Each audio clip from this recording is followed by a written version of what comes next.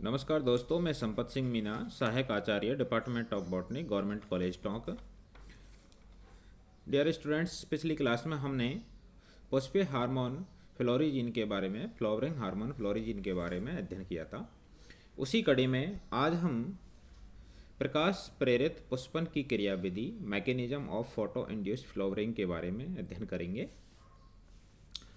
पौधों में प्रकाश प्रेरण द्वारा पुष्पन होने की क्रिया को स्पष्ट करने के लिए अनेक सिद्धांत अलग अलग समय पर दिए गए, जिनमें मुख्यतः हम निम्न 3 सिद्धांतों का विस्तार पूर्वक अध्ययन करेंगे।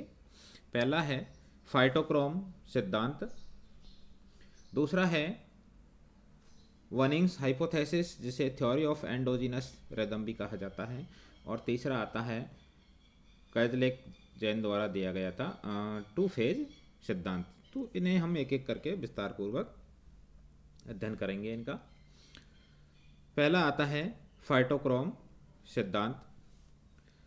इवांस 1971 के अनुसार शॉर्ट डे प्लांट और लॉन्ग डे प्लांट में फाइटोक्रोम के 2 रूप पुष्पन की क्रिया को प्रेरित करते हैं, यानी कि इन दोनों ही पौधों में फाइटोक्रोम के 2 रूप पाए जाते हैं, एक एक्टिव होता है, एक इनएक्टिव होता है, और ये दोनों ही रूप पुष्पन की क्रिया को प्रेरित करते हैं। फाइटोक्रोम जो कि एक विशिष्ट प्रकाशग्राही पिगमेंट होता है, प्रकाशग्राही वर्णक होता है,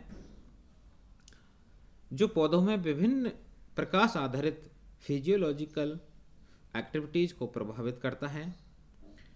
और मुख्यतः इसके जो 2 रूप है, PFR और PR, फाइटोक्रोम रेड और फाइटोक्रोम फार रेड, इन 2 रूपों में ये पाया जाता है। जब किसी पौधे को उपर्युक्त प्रकाश तरंगें प्राप्त होती है, यानी कि जब उसे लाल प्रकाश प्राप्त होता है, 660 नैनोमीटर की तरंग दैर्घ्य जब उसे प्राप्त होती है, तो P660 का संश्लेषण होता है, जो कि अस्थायी होता है, और यह शीघ्र ही P730 में रूपांतरित हो जाता है। ऐसा माना जाता है कि PFR यानी कि P730 शॉर्ट डे प्लांट में पुष्पन की क्रिया का निरोधन करता है, पुष्पन होने से रोकता है, जबकि लॉन्ग डे प्लांट की यदि हम बात करें तो वहाँ पर PFR जो है पुष्पन की क्रिया को मोटिवेट करता है, उत्प्रेरित करता है। और दूसरी ओर फाइटोक्रोम रेड यानी कि P660 शॉर्ट डे प्लांट में पुष्पन की क्रिया को मोटिवेट करता है, उत्प्रेरित करता है, जबकि लॉन्ग डे प्लांट में पुष्पन की क्रिया को इनहिबिट करता है, क्योंकि PFR प्रकाश की उपस्थिति में चूँकि जो फाइटोक्रोम रेड होता है वह प्रकाश की उपस्थिति में फाइटोक्रोम फार रेड में कन्वर्ट हो जाता है, रूपांतरित होता है। अतः लॉन्ग डे प्लांट के लिए दीर्घ दीप्तकाल की आवश्यकता होती है। इसी प्रकार अंधेरे की यदि हम बात करें तो phytochrome far red phytochrome red में परिवर्तित हो जाता है। अतः शॉर्ट डे प्लांट में पुष्पन के लिए दीर्घ अंधकाल विशेष रूप से प्रभावी होता है। यही कारण है कि शॉर्ट डे प्लांट में पुष्पन के लिए क्रांतिक अवधि से अधिक अंधकाल की आवश्यकता होती है, और यही स्थिति लॉन्ग डे प्लांट में इनहिबिट करती है, निरोधक का काम करती है। इवांस के अनुसार शॉर्ट डे प्लांट और लॉन्ग डे प्लांट दोनों में पुष्पन प्रारंभ करने के लिए, पुष्पन के आरंभीकरण के लिए फाइटोक्रोम फार रेड की उपस्थिति का होना अति आवश्यक है। अतः फाइटोक्रोम बाद के अनुसार फाइटोक्रोम फार रेड और फाइटोक्रोम रेड का अंत्य परिवर्तन, इंटर कन्वर्सन, पुष्पन के लिए उत्तरदायी होता है।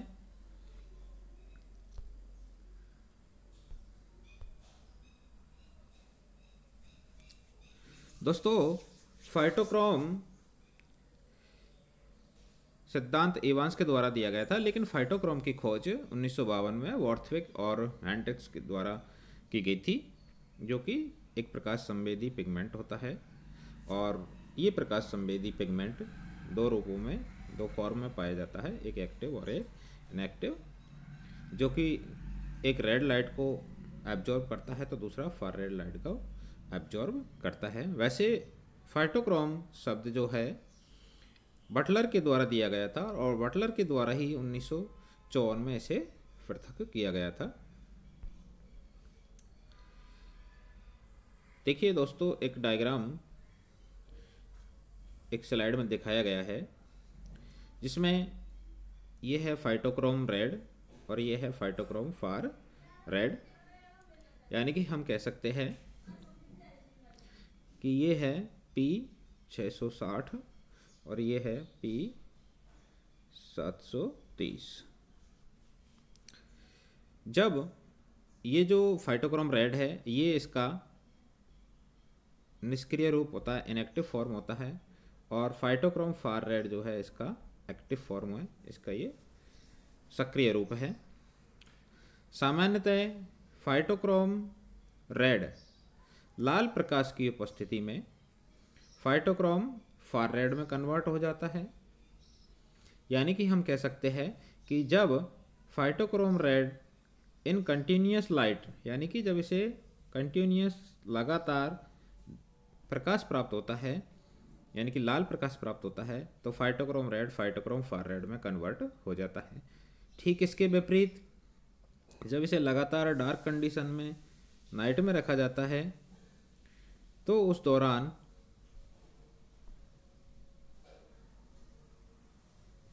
फार रेड लाइट की उपस्थिति में फाइटोक्रोम फार रेड जो है फाइटोक्रोम रेड में कन्वर्ट हो जाता है।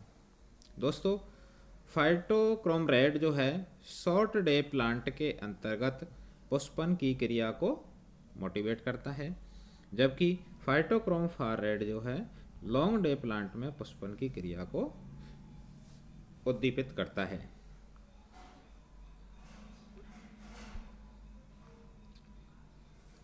फाइटोक्रोम वर्णक एक प्रकार का टेट्रासाइक्लिक फोरफाइन पिगमेंट होता है और ये स्थित होता है कोशिका झिल्ली पर। फाइटोक्रोम रेड ब्लूइश कलर का होता है और शॉर्ट डे प्लांट में पुष्पन को प्रेरित करता है। लाल प्रकाश जब ये अवशोषित करता है तो फाइटोक्रोम फार रेड में कन्वर्ट हो जाता है। इसके बारे में अभी हमने स्लाइड पर पूरा अध्ययन किया था। और इसका जो अवशोषण परास होता है वो होता है 630 से 770 नैनोमीटर। ठीक इसी प्रकार से एक होता है दूसरा रूप इसका फाइटोक्रोम फार रेड जो कि येलोइश होता है और ये लॉन्ग डे प्लांट में जो है पुष्पन को मोटिवेट करता है, प्रेरित करता है और सुदूर लाल प्रकाश ये एब्जॉर्ब करता है और फाइटोक्रोम रेड में कन्वर्ट हो जाता है। फाइटोक्रोम फार रेड जो है शॉर्ट डे प्लांट में पुष्पन का विरोध करता है, यानी कि पुष्पन की क्रिया को इनहिबिट करता है। फाइटोक्रोम फार रेड को फाइटोक्रोम का सक्रिय रूप माना जाता है और जो पौधों में विभिन्न प्रकार की क्रियाओं का नियंत्रण करता है, जैसे कि बीज का अंकुरण। फाइटोक्रोम एक प्रकार का बिली पिगमेंट होता है जो कि एक प्रकार का ग्लाइकोप्रोटीन है और ये लगभग सभी प्लांट्स के अंतर्गत पाया जाता है।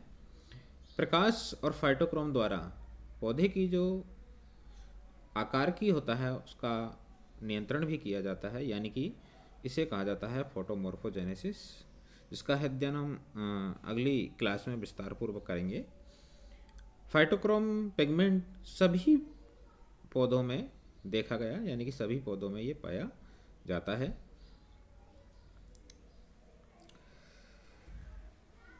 इस स्लाइड के ऊपर दोस्तों फ्लोरिजन के सहयोग से पुष्पन की जो मैकेनिज्म है उसे दिखाया गया है।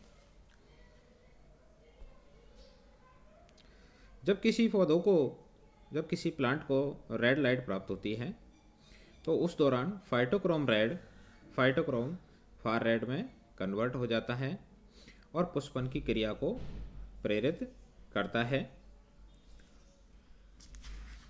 ठीक उसी प्रकार से जब फाइटोक्रोम फार रेड को अंधकार में रखा जाता है, अंधकार उसे प्राप्त होता है, तो उस दौरान वह फाइटोक्रोम रेड में कन्वर्ट हो जाता है और पुष्पन की क्रिया को प्रेरित करता है। यानी कि phytochrome red phytochrome far red में कन्वर्ट होता है लाल प्रकाश की उपस्थिति में और phytochrome far red phytochrome red में कन्वर्ट होता है सुदूर लाल प्रकाश की उपस्थिति में।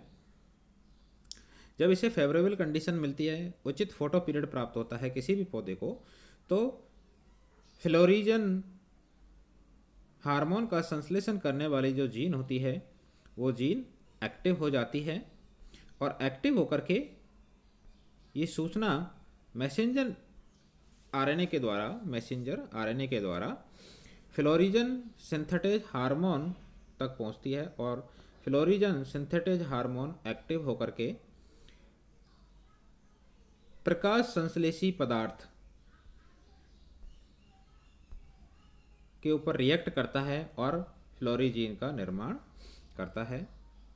पत्तियों में निर्मित ये फ्लोरिजीन हार्मोन फ्लोएम के द्वारा ट्रांसमिशन होता है, फ्लोएम के द्वारा इसका संचलन होता है, और ये जीन अनावरण तथा मैसेंजर आरएनए और एंजाइम्स के द्वारा पुष्पन की क्रिया को जो है प्रेरित करता है।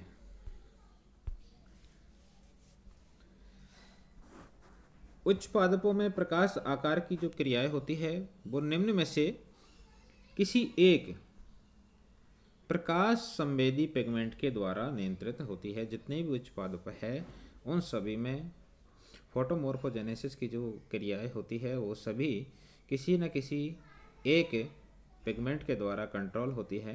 पहला पिगमेंट है फाइटोक्रोम, जो कि लाल तथा सुदूर लाल प्रकाश को एब्जॉर्ब करता है, अवशोषित करता है, यानी कि रेड लाइट और फार रेड लाइट को एब्जॉर्ब करता है। दूसरा आता है क्रिप्टोक्रोम। क्रिप्टोक्रोम नीले और बैंगनी प्रकाश को एब्जॉर्ब करता है, यानी कि नीला और अल्ट्रावायलेट ए लाइट को अवशोषित करता है। और तीसरा आता है अल्ट्रावायलेट बी फोटोरिसेप्टर, जो कि अल्ट्रावायलेट वी को एब्जॉर्ब करता है। नेक्स्ट आता है दोस्तों theory of endogenous rhythm. Second सिद्धांत आता है थ्योरी ऑफ एंडोजीनस रिदम। इस सिद्धांत का प्रतिपादन बनिंग्स द्वारा किया गया था, इसलिए इस सिद्धांत को बनिंग्स हाइपोथेसिस भी कहा जाता है। इस सिद्धांत के अनुसार पुष्पन पौधों की आंतरिक नेज आवर्तन के द्वारा नियंत्रित होता है, और इसमें दो फेज पाई जाती है, दो अवस्थाएं पाई जाती है। इसमें पहली अवस्था है प्रकाश प्रिय प्रावस्था, यानी कि फोटोफिलस फेज, और दूसरी आती है छाया प्रिय प्रावस्था, यानी कि स्कोटोफिलस फेज। जो पहली प्रावस्था होती है यानी कि फोटोफिलस फेज होती है, इस फेज की जो अवधि होती है वह 12 घंटे की होती है, और यह फेज प्रकाश में होती है। और इस फेज के दौरान प्रकाश संश्लेषण की जो रेट होती है वह अधिकतम होती है, और रेस्पिरेशन की जो रेट होती है वह कम होती है। ठीक इसके विपरीत जो छाया प्रिय फेज होती है वह भी, इसकी भी जो अवधि होती है 12 घंटे की होती है, लेकिन इस दौरान जो रेस्पिरेशन की रेट होती है वह अधिक होती है, और इस दौरान स्टार्च और शुगर का अपघटन होता है, क्योंकि रेस्पिरेशन की जो रेट होती है वह अधिक होती है और फोटोसिंथेसिस की जो रेट होती है वो कम होती है। लॉन्ग डे प्लांट्स में छाया प्रिय प्रावस्था से संबंधित जो क्रियाएं होती है वे क्रियाएं प्रकाश और अंधकार दोनों में होती है, जबकि जो प्रकाश प्रिय प्रावस्था होती है वो केवल लाइट में ही होती है। इसके विपरीत जो शॉर्ट डे प्लांट होते हैं उन शॉर्ट डे प्लांट में प्रकाश प्रिय प्रावस्था अंधकार और प्रकाश दोनों में होती है, जबकि छाया प्रिय प्रावस्था केवल अंधकार में होती है। वनिंग्स के अनुसार कोशिका में एक प्रकार का समय नियंत्रक क्रियाविधि दोलक पाया जाता है, यानी कि टाइम रेगुलेटिंग मैकेनिज्म ऑसिलेटर पाया जाता है, उपस्थित होता है।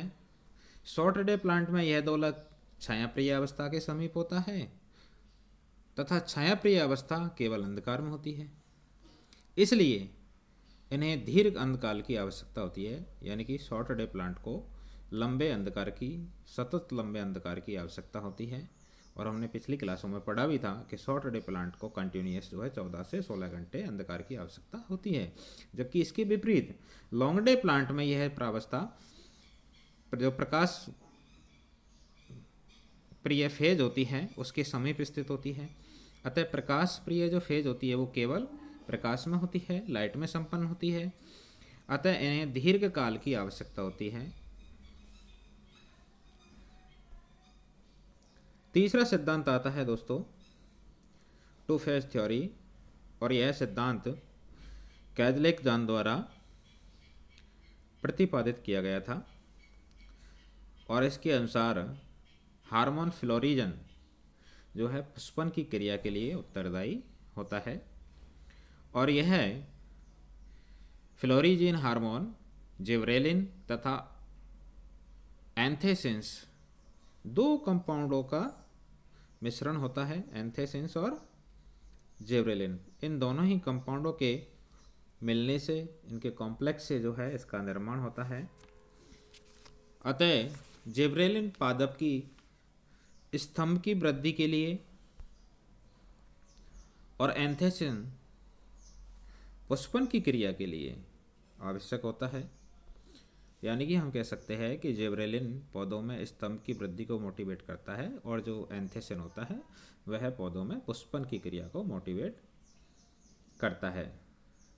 कैजलेक जान के अनुसार 1 वर्षीय पादपों में पुष्पन के लिए 2 फेज पाई जाती है। इन 2 फेज का होना आवश्यक होता है, जिसमें पहली फेज है स्तंभ निर्माण फेज और दूसरी है पुष्प निर्माण फेज। स्तंभ निर्माण फेज के दौरान पत्तियों में जिब्रेलिन का और स्तंभ में ऑक्जिन पत्तियों में जिब्रेलिन और स्तंभ में ऑक्जिन की जो मात्रा होती है वो अधिक पाई जाती है, जबकि सेकंड फेज पुष्प निर्माण प्रावस्था के दौरान पत्तियों में एंथेसिन की मात्रा अधिक होती है और स्तंभ में न्यूक्लिक अम्लों के उपापचयों की मात्रा अधिक पाई जाती है।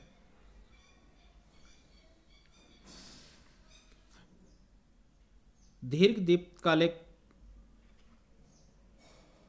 जो स्थितियां होती है वो प्रथम फेज के लिए, और लघु दीप्तकालिक स्थितियां द्वितीय फेज के लिए फेवरेबल होती है, अनुकूल होती है।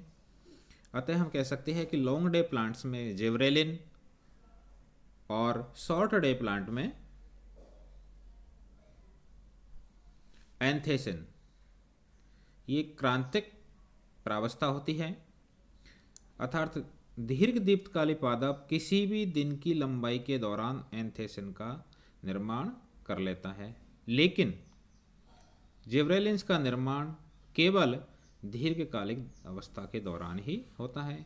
ठीक इसके विपरीत लघु दीप्तकाली पादप जिब्रेलिन का निर्माण किसी भी दिन की लंबाई के दौरान कर लेते हैं, लेकिन एंथेसिन का निर्माण केवल लघुकालिक अवस्था में ही करते हैं। और जो डे न्यूट्रल प्लांट होते हैं, उन डे न्यूट्रल प्लांट्स के दौरान जिब्रेलिन और एंथेसिन इन दोनों का निर्माण दिन की लंबाई के दौरान कभी भी कर लिया जाता है। दिन की लंबाई के दौरान किसी भी दिन जो है कर लिया जाता है। अतः पौधों में पुष्पन के लिए जिब्रेलिन और एंथेसिन इन दोनों का होना आवश्यक होता है। लेकिन एंथेसिन भी एक प्रकार का जो है काल्पनिक माना जाता है, काल्पनिक हार्मोन है।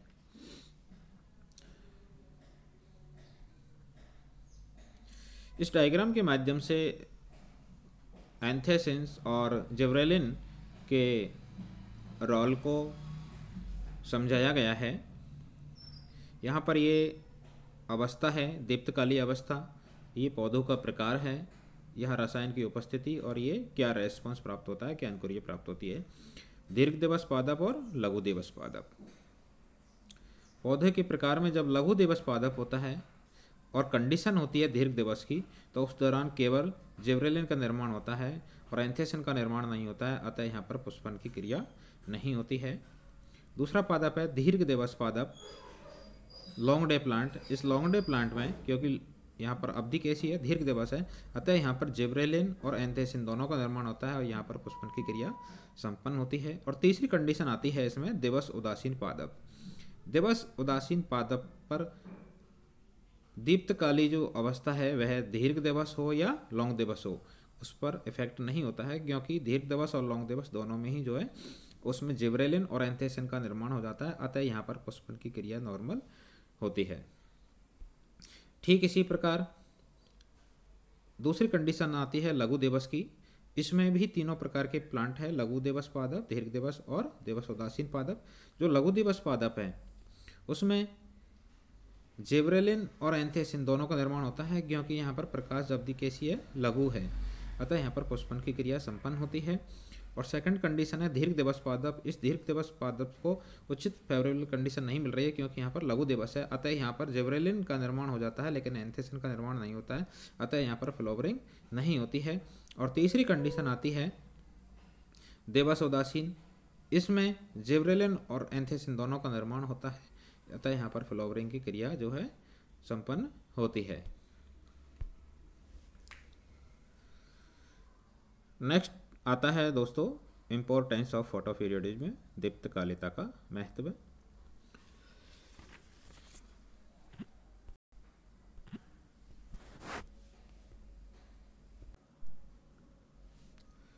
विश्व के कुछ उष्ण कटिबंधीय क्षेत्रों को यदि छोड़ दिया जाए तो अन्य सभी भागों में जहाँ पर रात्रि और दिन की अवधि परिवर्तनशील होती है, परिवर्तनशील पाई जाती है, वहाँ पर दीप्तकालिता का विशेष महत्व देखा गया है। विभिन्न पादपों की दीप्तकालिक आवश्यकताओं को जो समुचित जानकारी है, उनके आधार पर अनेक कायिक भागों या फलों के उत्पादन में वृद्धि की जा सकती है, फलों के उत्पादन को बढ़ाया जा सकता है। पहला लाभ है इसका, वार्षिक पादप को वर्ष में एक से अधिक बार उगाया जा सकता है, यानी कि बहुत से पादप जो एक वर्ष से होते हैं उन्हें, जो वार्षिक पादप होते हैं उन्हें वर्ष में एक बार से अधिक बार उगाया जा सकता है और पुष्पन प्रेरित करके उत्पादन को बढ़ाया जा सकता है। ये इसका पहला महत्व है। दूसरा महत्व है उचित दीप्तकालों के संवरण से जो बहुवर्षीय पादप होते हैं उनमें साल भर पुष्पन को प्रेरित किया जा सकता है। तीसरा महत्व है ट्यूबर्स, वल्व और राइजोम आदि जो भूमिगत स्तंभ होते हैं उनका उत्पादन बढ़ाया जा सकता है, वृद्धि की जा सकती है।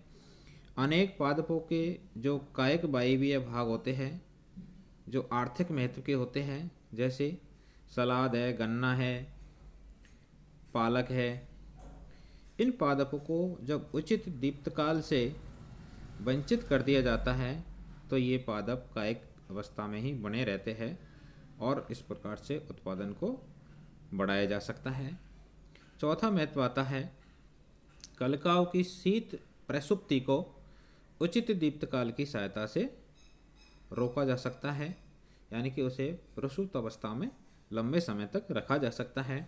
और नेक्स्ट इसका महत्व आता है संकरण प्रयोगों के लिए दो विभिन्न प्रकार के या दो भिन्न क्षेत्रों के जनक पादप को आवश्यकता अनुसार एक साथ पुष्पन के लिए प्रेरित किया जा सकता है। तो ये इसका था महत्व। Thank you. नेक्स्ट क्लास में हम पढ़ेंगे बसंतीकरण, बर्नेलाइजेशन के बारे में।